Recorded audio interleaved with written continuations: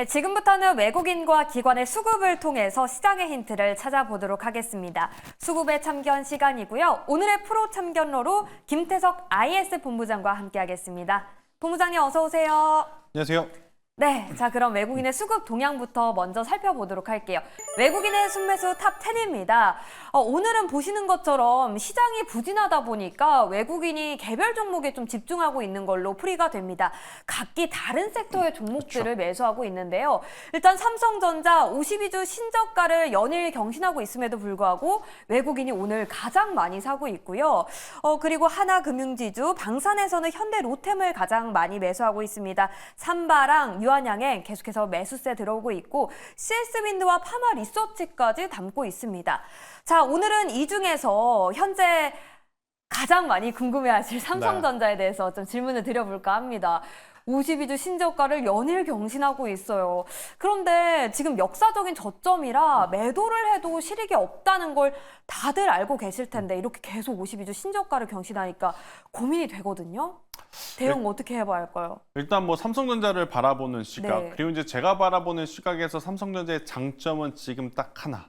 가격적인 메리트가 생겼다는 것 외에 장점을 찾아보기에는 참 어려운 지금 기업이 되었다라는 생각이 듭니다.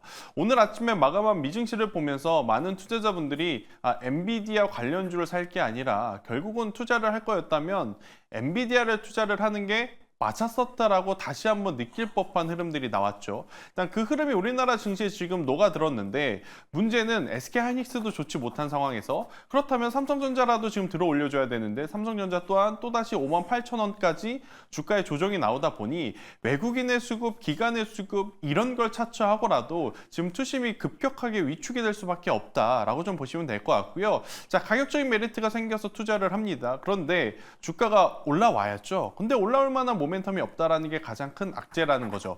지금 TSMC라든지 ASML을 통해서 레거시는 힘들다라는 것을 확인을 했죠. 하지만 AI는 여전히 강하다라는 것도 확인이 되었습니다. 하지만 삼성전자는 AI 쪽보다는 레거시에 조금 더 집중이 되어 있는 상황이다 보니 나중에 아무리 이제 반등이 나온다 하더라도 이 가이던스 자체가 지금은 어둡습니다. 그런 상황에서 V자 반등에 대한 기대감이 지금 높지 않은 상황이다 보니 저점에 대한 매수세는 붙겠지만 단기 강한 반발세가 나타나기에는 현실적으로 좀 어려운 부분들이 있어서 외국인들의 수급의 연속성, 지속성 이 부분도 체크를 해야 되지만 저는 완전히 추세가 살아 돌아올 만한 새로운 뉴스 그러니까 트리거가 될 만한 이벤트적인 요소가 지금은 절실하게 필요한 게 삼성전자가 아닐까라는 의견을 한번 드려보도록 하겠습니다. 네, 가격적인 면에서는 매력적임은 분명하나 모멘텀이 없네요. 삼성전자 빨리 회복할 수 있길 기대해 보는데 한번 지켜보시죠. 네. 자, 다음 질문은요. 방산으로 가보겠습니다. 방산 현대로템. 폴란드와의 2차 계약 기대감이 높아지고 있습니다. 다음 달 11일에 계약을 맺을 걸로 전망이 되고 있는데 현대로템 지금 사도 될까요? 신고가에서 조금 조정을 받았더라고요. 아마 현대로템뿐만 아니라 방상 3대장이라고 불리우는 기업들 현대로템, 하나아에로스페이스, LIG 넥선에 대해서 아마 많은 시청자분들이 지금 고민하실 부분은 이거죠. 지금이라도 사야 되나요? 네. 근데 저는 개인적으로 지금은 아니다라고 결과부터 좀 말씀을 드릴게요. 네. 제가 아니다라는 이야기를 드렸다 해서 부정적으로 보는 것은 아닙니다. 앞서 이제 앵커님께서 이야기해 주셨다시피 지금 폴란드와의 계약이 굉장히 빠른 시일 내에 마무리가 될 가능성이 높죠. 그런데 이제 지금의 주가는 그것을 미리 반영이 되면서 올라가고 있다는 것을 우리는 기억을 하셔야 될 것 같고요. 그렇다라고 하면 계약 체결 이후에 그리고 이제 확정 공시 이후에 새로운 뉴스가 나올 가능성이 저는 높다라는 생각이 들어서 지금은 보유자분들이 매도 타이밍을 현실적으로 현명하게 좀 판단을 해야 되는 구간이지 없으셨던 분들이 이제 와서 지금이라도 현대로템을 사야 된다라는 구간은 저는 위험할 수 있다. 대신에 지금 장중에 지수가 안 좋으면 움직이는 쪽이 하나 있습니다. 바로 소형 방산 쪽. 대표적으로 빅텍, 퍼스텍, 스페코와 같은 기업들이 지금 10시 반 기준 들어오면서 지수가 안 좋다 보니까 오히려 이쪽에 올라가고 있어요. 그래서 단기적으로 만약 공략을 하신다면 손절 라인을 잡고 소형 방산을 하시는 것이 훨씬 더 낫지 않을까 생각이 들고 있고 그리고 이제 대형 방산 쪽에서는 저는 만약 지금이라도 공략을 하시겠다라고 하면 한국항공우주가 그나마 조금은 안정적으로 투자의 전략을 좀 짜볼 수 있는 기업이 아닐까 싶어서 현대로템, 하나에어로스페이스, LIG 넥선 좋긴 하지만 이미 주가가 많이 그 좋은 뉴스들로 반영이 되어 있기 때문에 조금은 조심하자라는 차원의 전략을 드려보도록 하겠습니다. 네, 이미 주가에 선반영되어 있다라고 말씀 주셨는데 그렇다면 이익 실현을 언제쯤 해야 할까요? 보유자분들이 이게 궁금하실 것 같아요. 네, 일단 저는 현대로템도 그렇고 대다수의 방산주들은 3분기 실적 발표 이후에 만약에 이제 실적 발표 이후에 변동성이 하락 변동성으로 변하게 된다면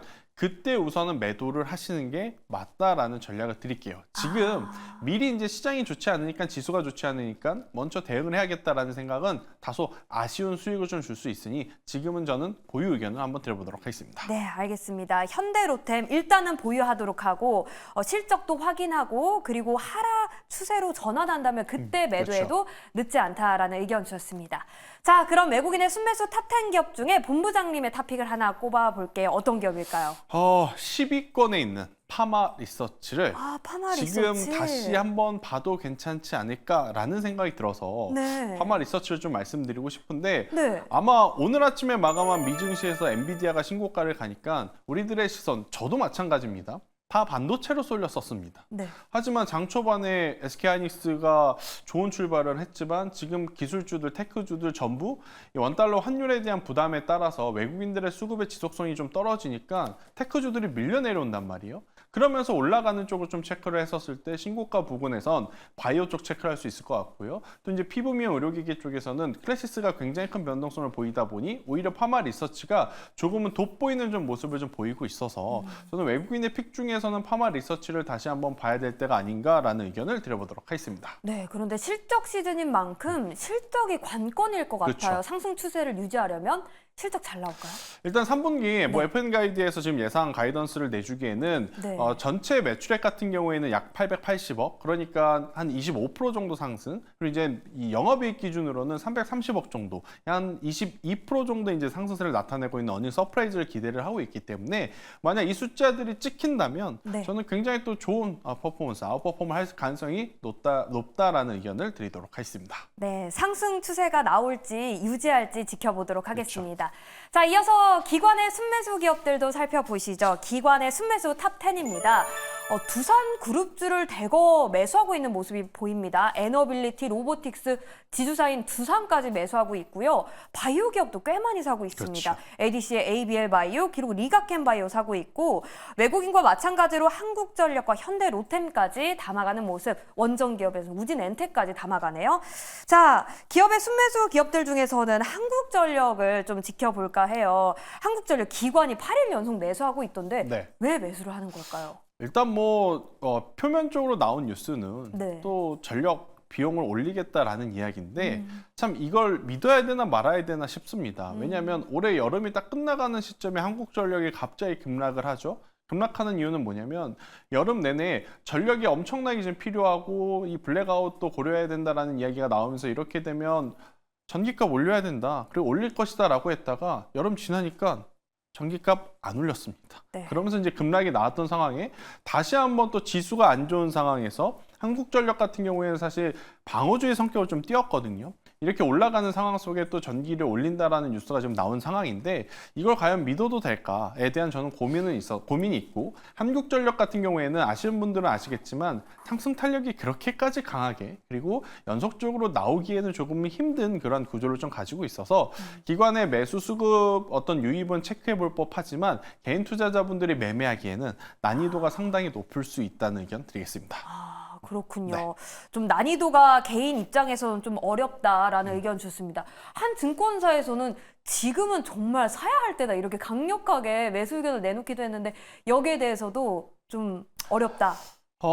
지금 사는 것에 저도 이견은 없습니다. 네네네. 그런데 굉장히 오래 가져가야 된다라는 게 가장 큰 네네네. 단점일 것 같아요. 네네네. 그리고 한국전력 같은 경우엔 워낙 엉덩이가 무거운 기업이라고 우리가 좀 알려져 있으니까요. 상승 탄력을 기대하는 개인 투자자분들에게는 다소 좀 부담스러울 수 있다는 의견 드리겠습니다. 네. 지금 매수를 하셔도 좋지만 좀 장기적으로 바라봐야 할 것 같습니다. 한국전력에 대한 의견 체크해봤고요.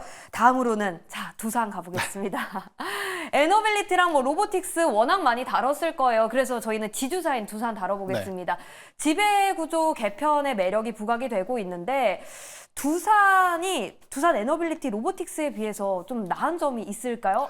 수익성 측면에서? 결국엔 지배구조 개편을 주주를 위해서 그리고 이제 본인들의 어떤 사업의 이 수직 계열을 통해서 조금 더 빠르게 시너지 효과를 내기 위해서 한다라고는 하지만 모두 그들 스스로를 위한 저는 합병이 아닌가라는 생각이 들어요. 그러다 보니까 두산이 가장 수혜를 또 많이 입을 수 있다라는 평가가 나오는 지금 상황일 수밖에 없을 것 같고요.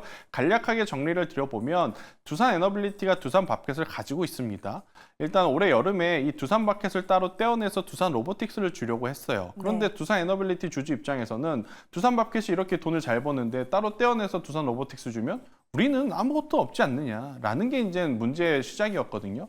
그러다 보니까 두산 에너빌리티 플러스 두산 밥켓에 인적 분할을 해서 새로운 신설 기업을 만든 다음에 그 신설 기업을 두산 로보틱스에 준다라는 게 이번 어떤 간담회 이제 가장 큰 포인트였는데 이걸 통해서 주주들이 이뤄낼 수 있는 이득은 저는 개인적으로 없다. 대신 그들이 어떤 뭐 이자라든지 아니면 배당이라든지 가져갈 것들은 굉장히 많지 않겠나라는 생각이 들어서요.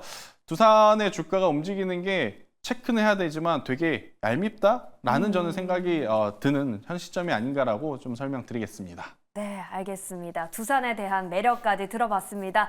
자, 그럼 기관의 순매수 탑10 기업 중에서 본부장님의 탑픽도 하나 꼽아볼게요. 골라주시죠. 두산 에너빌리티를 에너빌리티. 네, 에너빌리티를 저는 꼭 네. 체크를 하셔야 될 것 같아요. 네. 두산은 얄밉지만 네. 두산 에너빌리티는 지금 우리나라 시장에 한 줄기 조금 테마에 빛이 좀 돼주고 있는 그런 기업이기 때문에 꼭 한번 체크를 해보셨으면 좋겠다 생각이 들고 있고요.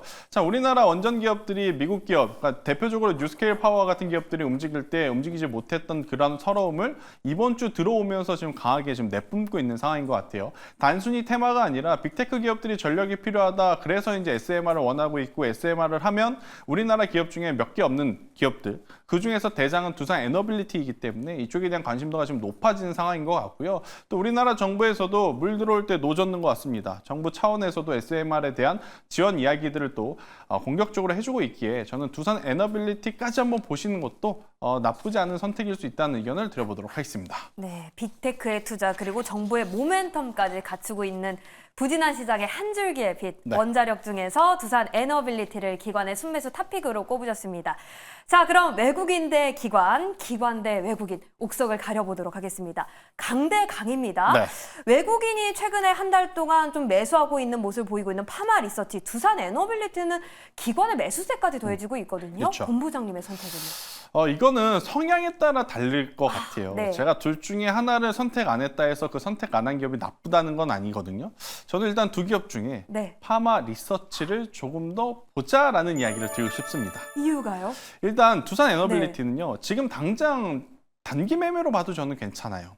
그런데 이제 파마 리서치 같은 경우에는 오늘 윗꼬리가 좀 달리면서 여기서 더 갈 거냐 말 거냐 지금 고민이 되는 자리거든요. 근데 저는 공격적으로 좀 생각하지 마시고 앞으로 커질 수 있는 어떤 성과를 좀 본다면 파마 리서치는 중장기적으로도 여전히 매력적인 기업이다. 그래서 현재 가격보다 21만 원에서 23만 원 그 사이 매수 밴드에서 천천히 모아 가시는 게 좋을 것 같아요. 그리고 나서 20만 원이라는 가격이 이탈을 하게 되면 손절을 잡으시는 게 맞을 것 같고요. 추가적으로 다시 랠리가 나오게 된다면 저는 최종적으로 27만 원까지 바라봐도 괜찮은 기업. 제가 앞서 이야기 드렸던 대로 가이던스 자체가 굉장히 좋게 나올 가능성이 높으니까요. 실적에 대한 기대감을 가지고 조금 더 길게 보셔도 괜찮은 기업으로 파마 리서치를 저는 픽하도록 하겠습니다. 네, 오늘의 원픽은 파마 리서치입니다. 가격 전략 다시 한번 확인해 보시고요. 오늘의 수급의 참견은 김태성 본부장과 함께했습니다. 고맙습니다.